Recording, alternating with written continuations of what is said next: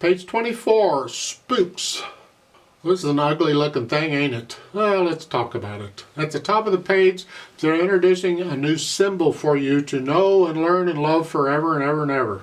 And it is that sideways arrow. It can be above or below the note, that's not important. The point is, it's a sideways arrow and it applies to a note.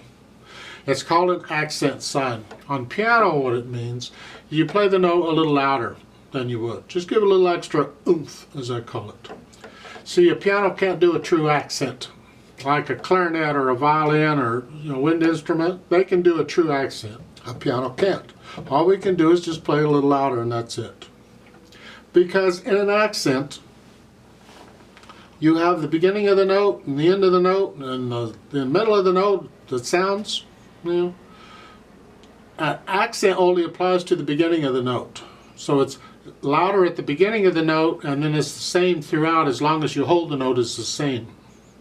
So it's ba. So it's only at what we call the attack, the beginning of the note. With a piano we can't do that. All we can do is just play a little louder and then the piano takes over.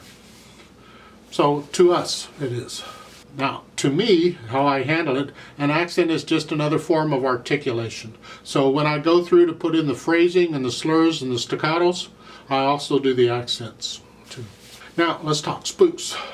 Treble and bass clef, 4/4 time, there's no sharps or flats in the key signature. Huh? Yeah, different, huh? That's fine. We got them all over the place in the music. You don't need them in the key signature right here. We got quarter notes and half notes, and I see dotted half notes. I think we can handle all that. And you got staccatos and slurs and stuff, and you can see accented notes, but I'll point them out a little later. Let's just make sure we got the notes for the hands, and I'm going to take it one hand at a time. Let's the right hand first. We're in G position, just like we've always been here, just like the same position. And in the first measure, you're playing on the last beat of the measures. You're playing on beat 4. So it's 4, 1, 2, 3, rest. And the same thing later on. Second line, in the second measure, you have this chord. It's a G, a B, and a D. Except the B, the middle note, has a flat in front of it. So instead of a B, it's a B flat. We've had B flats before, huh? I'm going to use the third finger here, like so. Same chord at the end. Third line, second measure, now you have an A and a C here. Here. And then at the end of the third line, it is an A and a B, except again, the flat is in front of the B. The flat is on the line, that's where the B is. So it's a B flat, so instead it's here. Oh, that's nice. There we're getting to the spooks now. Then the last line is similar to the first. And then finish out with that chord.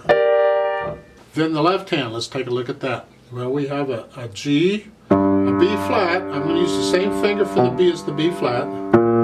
D.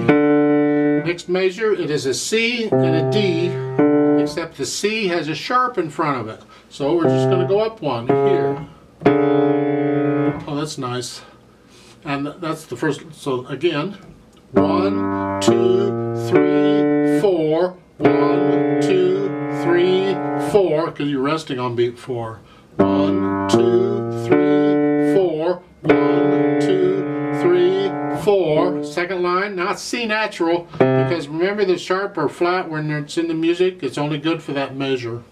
So we go to a new measure, it doesn't apply anymore. That's C naturals. Now B flat then. 1, 2, 3, 4.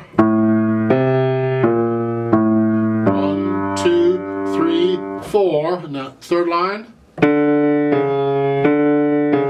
Remember, those sharps or flats were in the music. They're good for the rest of the measure, but only that measure. So those are C sharp, both of them. 2, 3, 4. And again, so you work out the left hand.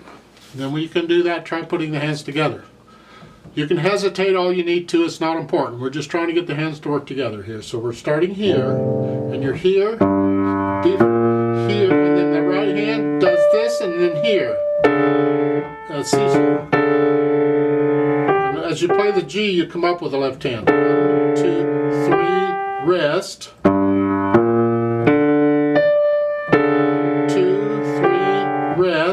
Second line is 1, 2, 3, rest. Both rest on beat 4, but that chord in the right hand, that's on beat 3, because that little box sitting above the line, I don't know if I ever pointed that out to you. That's a half rest. It's the same as a half note, except you're quiet. In 4/4 time, a half note would get 2 counts, because a quarter note gets 1, a half note gets 2, whole note gets 4. Do we have to go through that again? Well, if a half note gets 2, then the half rest gets 2. So that's what it is. So the first 2 counts in that second line, second measure in the right hand, you're quiet. 1, 2, 3, and then the chord comes on beat 3. So it's 1, 2, 3, rest. Both hands come up for beat 4, and then go on.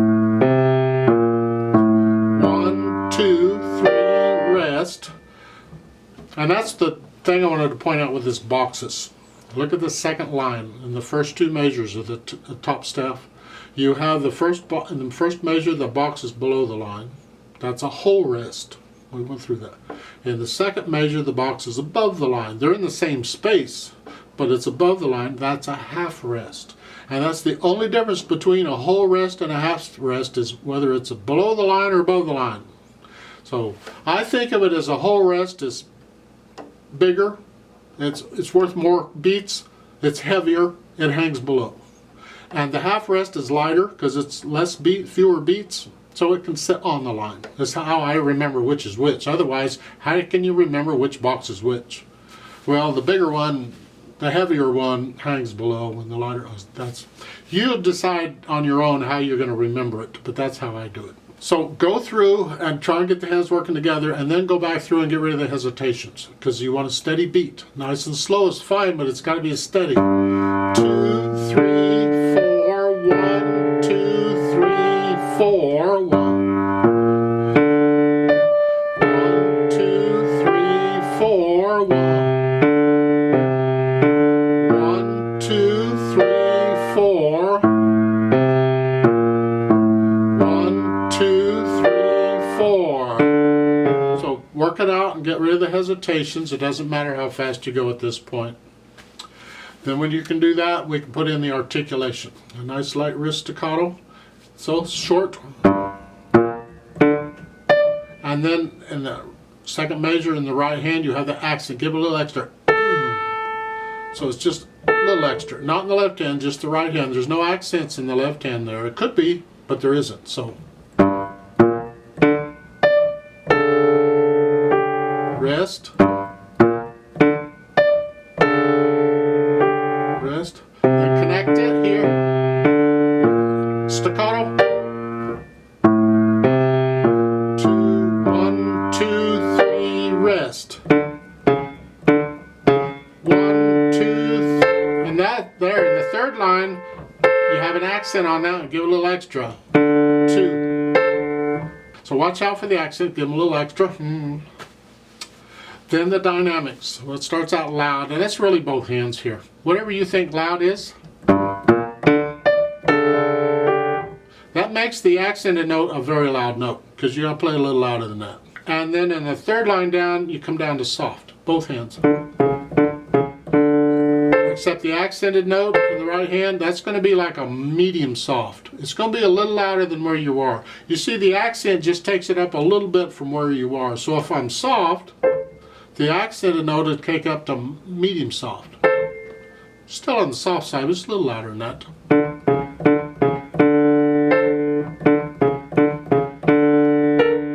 And then the last line is loud again. Now, I haven't gotten too picky about some of these staccatos and legatos and things. I'm still going to wait a little while to get that. I don't know how much you're struggling at this point. If you're really struggling with it, I encourage you to go back at the beginning of the book and go through it again. Please don't be in a hurry to get through this book. Take your time with it. Should be reviewing it anyway. But technically speaking, let's look at the second measure here. You have half note, quarter note, and in the left hand it's dotted half notes. So it's 1, 2, 3, 4. And they both come up on beat 4. 1, 2, 3, 4. No big deal? Well, look at the second line, second measure. you have a dotted half note again. 1, 2, 3, 4 comes up on beat 4. But the right hand is just a staccato, it's short. You don't hold it out to beat 4, it's short. So it's 1, 2, 3, 4. So they're not coming up at the same time. I haven't pushed that too much, but if you can, please do that. Make sure each hand is holding their note out the length. Don't just 1, 2, 3, don't lift them both up at the same time. Technically you can, but I'm asking you not to. I want you to have more control over your hands than that. If you're struggling with it, forget it. Just lift them at the same time. 1, 2, 3. You can lift them both at the same time. But if you're getting it, then I'm asking you to go one step further and make sure each hand is down the right amount of time. Look at the last measure at the bottom. You're here, and it's staccato. Well, this comes up on beat 4. 1, 2, 3, 4. So then this is done. If you can do that, do it. It's called interpretation. We'll talk more about interpretation as we go through the book. Interpretation is where you take the written music here and you turn it into feelings. So you got to go beyond the written music. You got to turn it into feelings. These articulation things, they can help guide you through it, but ultimately it's up to you to turn it in. You feel it. You get to know the music so well. You're not thinking about notes and fingering and all that junk. You're just listening to the music and getting into it. Well, allegretto, again, between moderato and allegro. I call it the fun speed. Somewhere in there, it's a range. What do you think sort of fast is? Well, it's the feel of it, not the beat. It's the feel of the piece.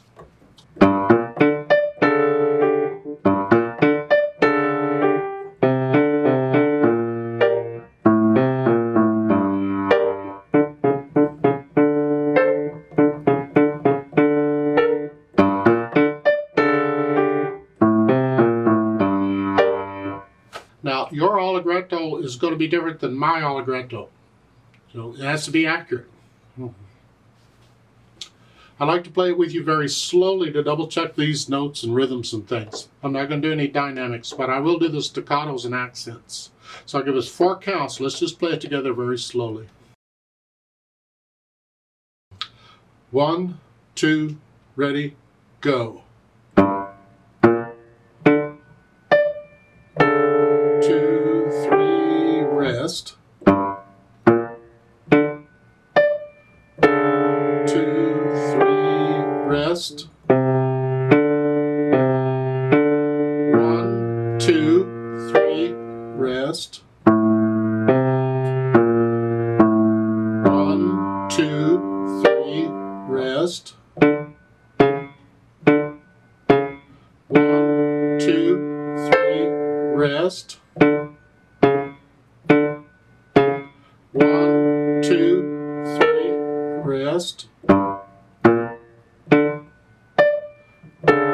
2, 3, rest.